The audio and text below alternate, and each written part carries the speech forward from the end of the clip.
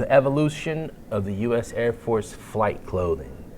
1918, the year my grandfather was born. Heavy leather and heavy fur.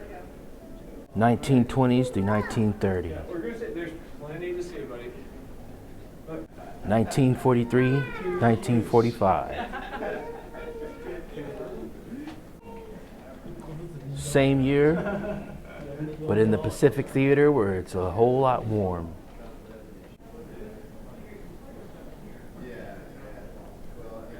1951, the Korean War era.